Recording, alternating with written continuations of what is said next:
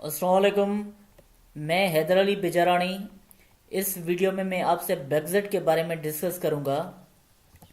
तो सबसे पहले हम देखेंगे कि भाई ब्रेग्जिट है क्या चीज़। अगर हम वर्ड ब्रेग्जिट को डिवाइड करें बी आर और एग्जिट में, तो मतलब कि ग्रेट ब्रिटेन का यूरोपियन यूनियन से एग्जिट को ही कहा जाता है ब्रेग्जिट। या अगर इसे और इजी कर लूं तो ग्रेट ब्रिटेन का यूरोपियन यूनियन से बाहर निकल जाने को ही कहा जाता है ब्रेग्जिट। तो अब देखेंगे कि ब्रिटेन क्या है, क्योंकि बहुत सी जगहों पे मैंने ब्रिटेन सुना है, कभी कभी हम यूनाइटेड किंगडम सुन लेते हैं और कभी कभी हम इंग्लैंड सुन लेते हैं। तो ब्रिटेन में और यूनाइटेड किंगडम में डिफरेंस क्या है? तो यहाँ पे देखें, ये रहा स्कॉटलैंड का मैप, ये रहा इंग्लैंड का मैप, ये रहा वेल्स का मैप। तो स्कॉटलैंड, इंग्लैंड और वेल्स ये तीनों मिलकर बनाते हैं ग्रेट ब्रिटेन को। और इन तीनों के साथ अगर हम नॉर्दर्न आयरलैंड को ऐड कर लें तो ये चार मिलकर ही बनाते हैं यूनाइटेड किंगडम को। आगे बढ़ें तो ये रहा ग्रेट ब्रिटेन का मैप। ग्रेट ब्रिटेन में आते हैं स्कॉटलैंड, इंग्लैंड और उसके साथ साथ ग्रेट ब्रिटेन में वेल्स आते हैं। और यूनाइटेड किंगडम में स्कॉटलैंड, इंग्लैंड, वेल्स के साथ साथ नॉर्दर्न आयरलैंड भी आता है। तो मतलब कि यूनाइटेड किंगडम में स्कॉटलैंड, इंग्लैंड, वेल्स और उसके साथ साथ नॉर्दर्न आयरलैंड। आगे बढ़ें, अब देखेंगे कि यूरोपियन यूनियन क्या है। आप यहां से देख लें, यूरोपियन यूनियन इस वर्ड से मतलब कि यूरोप की कंट्रीज की आपस में यूनियन। अब हम हिस्टोरिकल एस्पेक्ट से देखेंगे कि भाई यूरोप की कंट्रीज को ऐसे कौन से इवेंट्स का सामना करना पड़ा जिनकी वजह से उन लोगों ने कहा कि हमें यूरोपियन यूनियन बनानी चाहिए। मतलब कि हम हिस्टोरिकल एस्पेक्ट को देखेंगे। अब क्या हुआ कि वर्ल्ड वार टू जब खत्म हुई 1945 में, तो वर्ल्ड वार टू के खत्म होने के बाद यूरोप की कंट्रीज के लोग आपस में आकर मिले और उन्होंने कहा कि भाई हमें कोई ऐसा समझौता करना चाहिए या हमें कोई ऐसी ट्रीटी बनानी चाहिए जिसके तहत हम यूरोप की कंट्रीज वाले आपस में ट्रेड करें और ट्रेड के साथ साथ हम अपनी इकोनॉमी को बूस्ट करें और जो फ्यूचर वार हैं हम उनको अवॉइड कर सकें। जिसकी वजह से 1957 में यूरोपियन इकोनॉमिक कम्युनिटी को बनाया गया और उसके बाद 1993 में यूरोपियन यूनियन को बनाया गया। जो यूरोपियन इकोनॉमिक कम्युनिटी बनी थी 1957 में, तो वो यूरोपियन यूनियन के बनने के बाद आहिस्ता आहिस्ता यूरोपियन यूनियन में मर्ज हो गई। अब देखेंगे यूरोपियन यूनियन क्या है। अब यूरोपियन यूनियन एक यूनियन है यूरोप के 28 मेंबर कंट्रीज की, जो आपस में उनकी यूनियन है इकोनॉमिक यूनियन की वजह से या पॉलिटिकल पॉइंट ऑफ व्यू की वजह से एक यूनियन है यूरोप में 28 मेंबर कंट्रीज की, जो आपस में ट्रेड करते हैं। और एक मेंबर कंट्री, यूरोपियन यूनियन का मेंबर कंट्री दूसरी कंट्री में जाकर ट्रेड करता है, उसके ऊपर कोई भी रिस्ट्रिक्शंस नहीं होते हैं, उनको किसी भी वीज़ा के लिए अप्लाई नहीं करना पड़ता है, ना ही तो उसके ऊपर कोई टैक्स वगैरह होते हैं। तो आगे बढ़ें तो यूरोपियन यूनियन की जो सबसे बड़ी जो इम्पोर्टेंट बात है वो ये है कि लेट सपोज ये है स्पेन, ये है पोलैंड। अगर स्पेन का कोई बिजनेसमैन चाहे कि मैं पोलैंड में जाकर बिजनेस करूं तो वो कर सकता है, क्योंकि यूरोपियन यूनियन के तहत अब ये जो ब्लू में जो भी एरियाज हैं ये यूरोपियन यूनियन के मेंबर कंट्रीज के एरियाज हैं।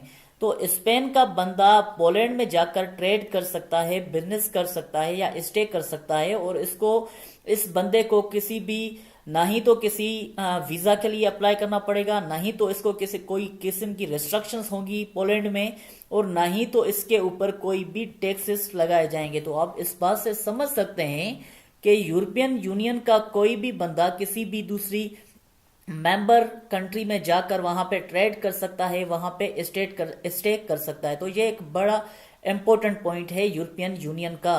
तो इतनी इंपॉर्टेंस के बाद भी ये रहा यूनाइटेड किंगडम, ये जो आप रेड कलर में देख रहे हैं ये रहा यूनाइटेड किंगडम। अब इतनी इंपॉर्टेंस के बाद भी यूनाइटेड किंगडम आखिरकार क्यों यूरोपियन यूनियन को छोड़ना चाहता है, तो इस पे हम आगे बिल्कुल ही डीप में बात करेंगे। अब आगे बढ़ें तो ये रहे वो कंट्रीज जिन्होंने यूरोपियन यूनियन को ज्वाइन कर रखा है, जो 28 मेंबर कंट्रीज हैं। अब देखें, अब यूनाइटेड किंगडम ने यूरोपियन इकोनॉमिक कम्युनिटी को ज्वाइन किया था 1973 में। अब उसके बाद क्या हुआ कि 1975 में A few leaders demanded for referendum and 68% people voted in favor of a European Economic Community. United kingdom ने यूरोपियन इकोनॉमिक कम्युनिटी को ज्वाइन किया 1973 में। तो 1975 में कुछ ऐसे लीडर्स थे जिन्होंने डिमांड की कि भाई हम यूरोपियन इकोनॉमिक कम्युनिटी के साथ नहीं रहना चाहते हैं, जिसकी वजह से आप रेफरेंडम करवाओ। तो रेफरेंडम हुआ, रेफरेंडम का जो रिजल्ट आया वो यूरोपियन इकोनॉमिक कम्युनिटी के फेवर में आया, क्योंकि 68% लोगों ने कहा कि भाई हम यूरोपियन इकोनॉमिक कम्युनिटी के साथ ही रहेंगे। तो 75 से लेकर 1993 तक 75 से लेकर 1993 तक लोग खामोश रहे जो रेफरेंडम की बातें कर रहे थे। तो उसके बाद क्या हुआ कि 1993 के बाद इन लोगों ने फिर रेफरेंडम की बातें की, मगर 1993 में इतने वो लोग पावरफुल नहीं थे। तो उसके बाद क्या हुआ कि after 2010 people demanded for referendum. अब देखिए, मैंने कहा कि 1993 के बाद उन लोगों ने फिर रेफरेंडम की बात की, मगर उस वक्त वो इतने पावरफुल नहीं थे। मगर 2010 के बाद वो बड़े पावरफुल हो गए और उन्होंने फिर कहा कि भाई रेफरेंडम कराओ यूनाइटेड किंगडम में। उसके बाद क्या हुआ कि यूकिप पार्टी, ये एक इंग्लैंड में यूनाइटेड किंगडम में एक पार्टी है जिसका नाम है United Kingdom Independence Party. In United Kingdom wanted to split UK from European Union and it was formed in 1993 on these objectives। अब देखें, जो यूरोपियन यूनियन बनी थी वो भी बनी थी 1993 में, और ये यूकिप पार्टी भी बनी 1993 में। अब यूकिप पार्टी का जो मेन ऑब्जेक्ट या मेन पॉइंट वो यही था कि भाई हम यूरोपियन यूनियन को ज्वाइन नहीं करेंगे। तो उस वक्त 1993 में ये यूकिप पार्टी इतनी पावरफुल नहीं थी, मगर आहिस्ता आहिस्ता 2010 तक वो पार्टी बड़ी पावरफुल हो गई। उसके बाद क्या हुआ कि इन 2014 European union elections UKIP got 25% votes and remained first in United kingdom. अब 2014 में यूरोपियन यूनियन के इलेक्शंस हुए, क्योंकि यूरोपियन यूनियन के जब इलेक्शंस हुए तो उस वक्त यूकिप पार्टी ने 25% वोट हासिल किए, और उसके साथ साथ यूनाइटेड किंगडम में यूकिप पार्टी फर्स्ट नंबर पे आई, क्योंकि जो इनका नेम था या इनका जो स्लोगन था कि हमें सेपरेटिज्म का जो इनका स्लोगन था, इसकी वजह से इनकी बड़ी इंपॉर्टेंस बढ़ी यूकिप पार्टी की।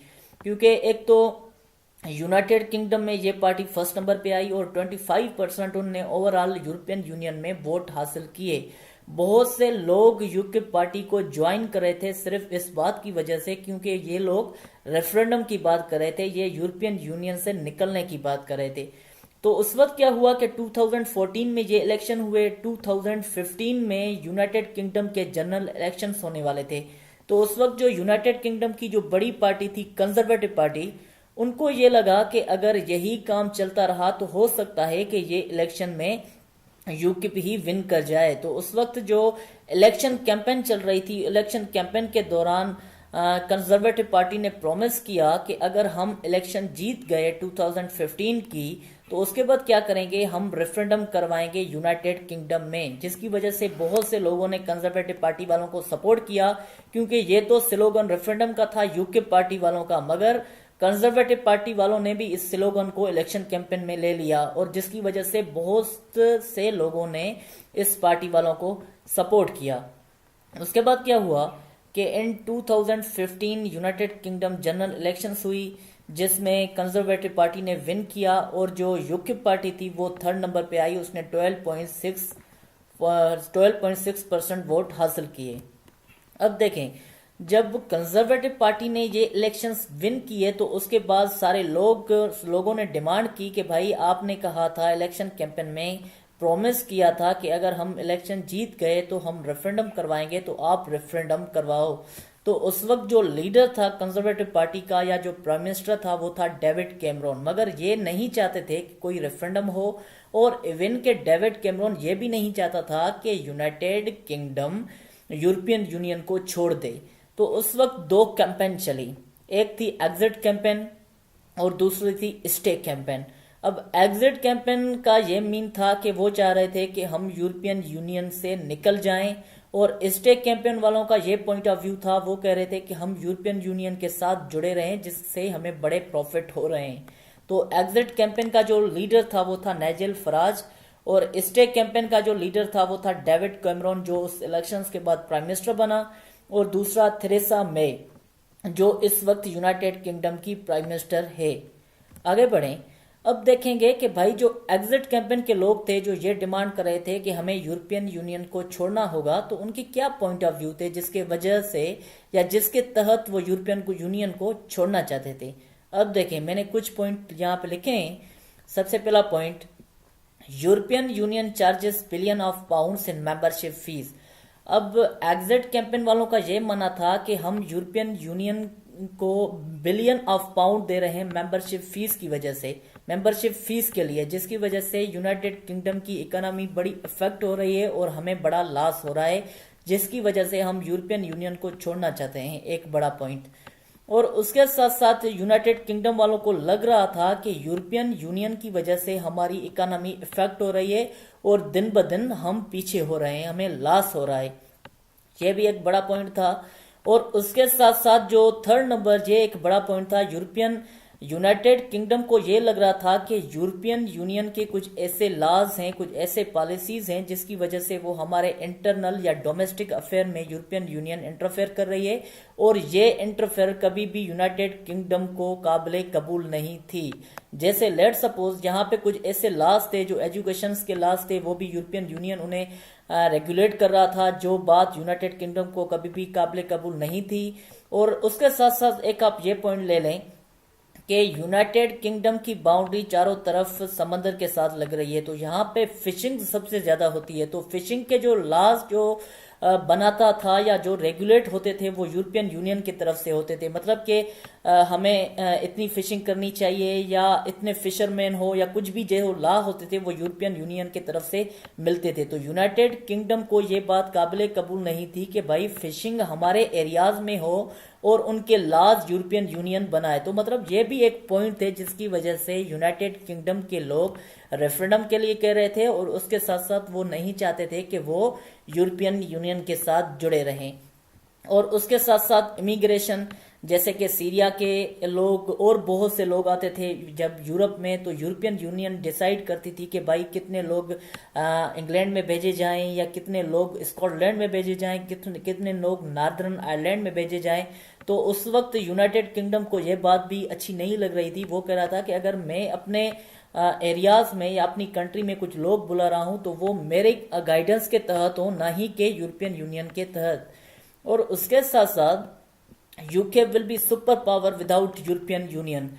तो यूनाइटेड किंगडम को ये लग रहा था, जो एग्जिट कैंपेन चला रहे थे, जो यूरोपियन यूनियन के साथ नहीं रहना चाहते थे, जो कैंपेन चला रहे थे, उनका ये मानना था कि अगर हमने यूरोपियन यूनियन को छोड़ दिया तो उसके बाद हम बड़े ही पावरफुल हो जाएंगे।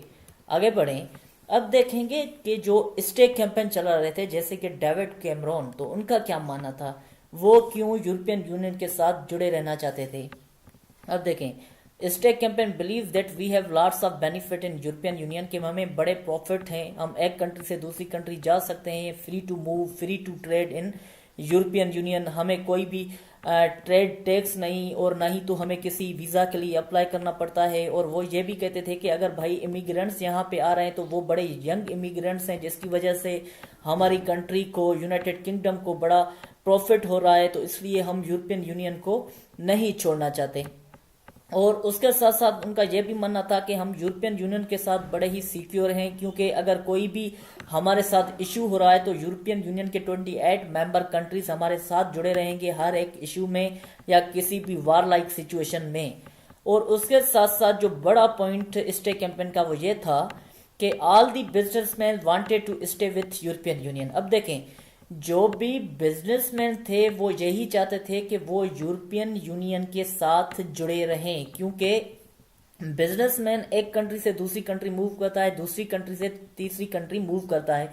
तो यहाँ पे यूरोपियन यूनियन में रहने के बावजूद क्या हो रहा था कि जो बिजनेसमैन थे वो without any tax, without any visa या विदाउट एनी रिस्ट्रिक्शन एक कंट्री से दूसरी कंट्री जा रहे थे, वहां पे बिजनेस कर रहे थे। तो इसलिए जो बिजनेसमैन थे उनका यही मानना था कि हमें यूरोपियन यूनियन को नहीं छोड़ना होगा या नहीं छोड़ना चाहिए।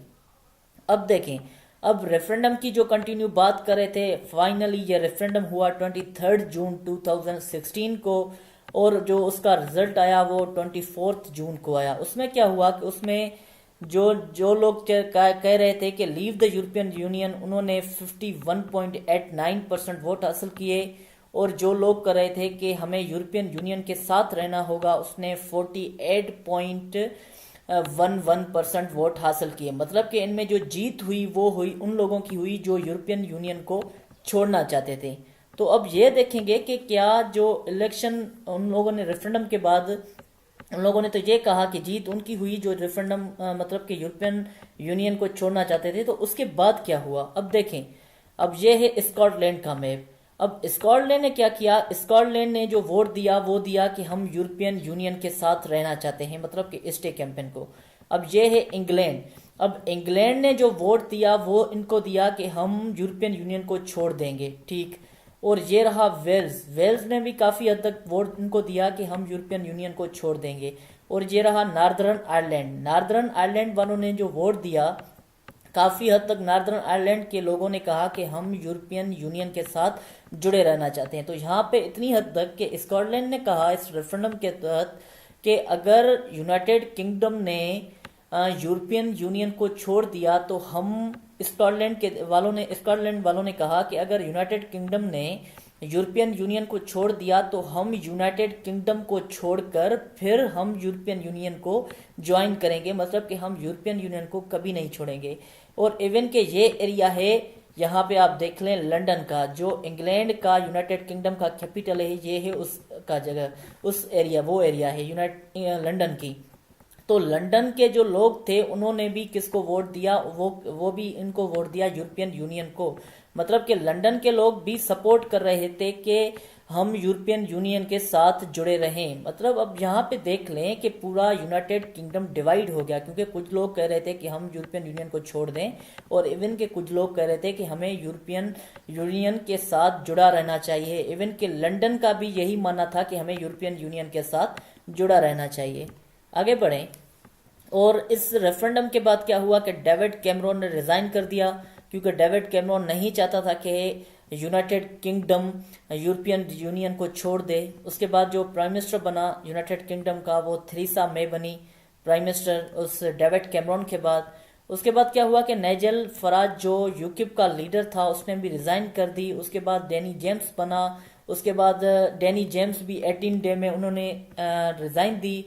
उसके बाद पाउल बना। और इस वक्त जो उसके बाद भी कुछ ऐसे लीडर्स उसके बने यूके पार्टी के, और जो इस वक्त यूके पार्टी का जो लीडर है वो है गेरार्ड बैटन। आगे बढ़ें। अब क्या है कि भाई जो ब्रेग्जिट, मतलब किस समझौते के तहत यूनाइटेड किंगडम, रेफरेंडम में तो यही आया कि भाई आप छोड़ सकते हैं। मतलब कि बहुत से लोगों ने वोट इसके लिए कहा कि हम यूनाइटेड किंगडम वाले यूरोपियन यूनियन को छोड़ देंगे। तो छोड़ेंगे कैसे, मतलब ब्रेग्जिट होगा कैसे? तो ब्रेग्जिट होगा आर्टिकल 50 ऑफ लिस्बन ट्रीटी के तहत। मतलब कि अगर कोई भी कंट्री यूरोपियन यूनियन को छोड़ेगा तो वो आर्टिकल 50 ऑफ लिस्बन ट्रीटी के तहत छोड़ेगा। तो उसके साथ साथ क्या होगा कि 2 year notice period for withdrawal. तो उसके साथ साथ 2 ईयर नोटिस पीरियड देना पड़ेगा कि मतलब कि अगर कोई भी कंट्री यूरोपियन यूनियन को छोड़ना चाहता है तो वो सबसे पहले अपने पार्लियामेंट में इस बात को अप्रूव करेगा। इस पार्लियामेंट के उस अप्रूवल के बाद उसे 2 ईयर का टाइम पीरियड मिलेगा। तो उसके बाद क्या हुआ कि secretary of state for Brexit, मतलब कि डेविड डेविस को सेक्रेटरी ऑफ स्टेट बनाया गया ब्रेग्जिट के लिए कि भाई आप ब्रेग्जिट के ही सेक्रेटरी ऑफ स्टेट हैं। उसके बाद जो इस वक्त है वो है स्टीफन। आगे बढ़ें। अब क्या था कि on 29th March 2017, the government of United Kingdom invoked Article 50 of the Treaty on European Union. The UK is due to leave the European Union on 29th March 2019. अब लिस्बन ट्रीटी के article number 50 का तहत यह था कि भाई आपको जब पार्लियामेंट इजाज़त देगी या आपको जब गवर्नमेंट इस बात की इजाज़त देगी, अप्रूव देगी, तो उसके बाद आपको 2 इयर्स का टाइम पीरियड होगा जिसके बाद ही ब्रेग्जिट होगा। तो वो हुआ 29 मार्च 2017 में यूनाइटेड किंगडम की पार्लियामेंट ने इस बात को टेबल किया, तो मतलब 29 मार्च 2017, तो उसके बाद 2 सालों के बाद मतलब जो ब्रेग्जिट होगा वो होगा 29 मार्च 2019 को। तो अब हम देखते हैं, हम वेट कर रहे हैं 29 मार्च का कि क्या ब्रेग्जिट बिल्कुल हो रहा है या उसके बाद कुछ और इश्यूज सामने आ रहे हैं। तो उसके बाद क्या हुआ कि the European court of justice ruled on 10 December 2018 that the UK could cancel the Article 50 of Brexit process without the permission of the other 27 European Union members and remain a member of European Union। तो European union ने एक और बात भी कही United kingdom को 2018 के दिसंबर में कि भाई अगर आप को हम फिर एक चांस दे रहे हैं, अगर आप यूरोपियन यूनियन के साथ रहें तो आप उस आर्टिकल जो 50 था लिस्बन ट्रीटी का, आप उसको कैंसिल कर लें और हमारे साथ आप यूरोपियन यूनियन के साथ ही जुड़े रहें। तो अभी आगे देखते हैं क्या हो रहा है या क्या कुछ नहीं हो रहा। अब देखें economic implication on United kingdom. United kingdom के ऊपर इकोनॉमिक इम्प्लीकेशंस क्या हो रहे हैं इसकी छोड़ने की वजह से। UK economy will reduce 5% in 2019। UK की, यूनाइटेड किंगडम की 5% इकोनॉमी कम होगी 2019 में इस ब्रेग्जिट की वजह से, और UK economy will suffer due to Brexit, जिसकी वजह से ब्रेग्जिट की वजह से यूरोपियन यूनियन को छोड़ने की वजह से यूनाइटेड किंगडम की इकोनॉमी बड़ी ही सफर होगी। और उसके साथ साथ UK will save it's internal budget, मगर उसके साथ साथ जो यूनाइटेड किंगडम को जो प्रॉफिट है वो ये है कि यूके अपनी इंटरनल बजट को सेव कर लेगा, क्योंकि यूके बड़े मेंबरशिप यूके को फीस देनी पड़ती है यूरोपियन यूनियन को, वो फीस देने से वो बच जाएगा, मगर उनकी इकोनॉमी को फिर भी बड़ा लॉस होगा। और pound expected to fall around 20%, और जो यूनाइटेड किंगडम के जो पाउंड हैं उनका जो करेंसी है वो भी 20% तक गिर जाएगी इस ब्रेग्जिट की वजह से या यूरोपियन यूनियन को छोड़ने की वजह से। अब देखें क्या ब्रेग्जिट का जो पहले जो टेबल किया वो कब पास हुआ। सबसे पहले यूनाइटेड किंगडम की कैबिनेट से पास हुआ 29 मार्च 2017 को। उसके बाद ये जो इशू था ये जाकर पहुंचा जो यूरोपियन यूनियन था उसके तरफ, और यूरोपियन यूनियन के जो 27 मेंबर्स थे उन्होंने भी इस नवंबर 2018 में इस इशू को अप्रूव किया। अब ये इशू पास होना है यूनाइटेड किंगडम के लोअर हाउस में, तो उसके बाद ही जो ब्रेग्जिट डील कंप्लीट होगी। अब क्या है कि लेटेस्ट ब्रेग्जिट डील के तहत UK will pay 39 billion pound to European Union. अब ब्रेग्जिट डील के तहत के यूनाइटेड किंगडम को 39 बिलियन पाउंड देने पड़ेंगे यूरोपियन यूनियन को, क्योंकि बहुत से ऐसे एग्रीमेंट हुए थे जिसकी वजह से यूनाइटेड किंगडम वो एग्रीमेंट कंप्लीट नहीं कर रहा और यूरोपियन यूनियन को छोड़ रहा है, जिसके तहत ये इनके ऊपर एक डैमेनिटीज हैं। आगे बढ़ें। According to Brexit deal those who have been living in Europe more than 5 years can apply for citizenship। अब ये एक बड़ा ही अच्छा ऐसे समझ लें कि काम हुआ इस ब्रेग्जिट डील में जो 2018 में हुई। उसमें यह था कि भाई अगर एक कोई भी बंदा जो यूनाइटेड किंगडम में मतलब हो किसी और कंट्री का, पोलैंड का हो, वो यूनाइटेड किंगडम में जाए और वहां पे अगर 5 सालों तक वो काम कर रहा है तो 5 सालों के बाद वो अप्लाई कर सकता है वहां पे सिटीजनशिप के लिए। तो ये था मेरा ब्रेग्जिट के ऊपर लेक्चर। अब हमें वेट करना है सिर्फ 29 मार्च 2019 का कि क्या ब्रेग्जिट हो रहा है या ब्रेग्जिट नहीं हो रहा। मैं उम्मीद करता हूँ कि आपको ये लेक्चर पसंद आया होगा। Thank you, that's all.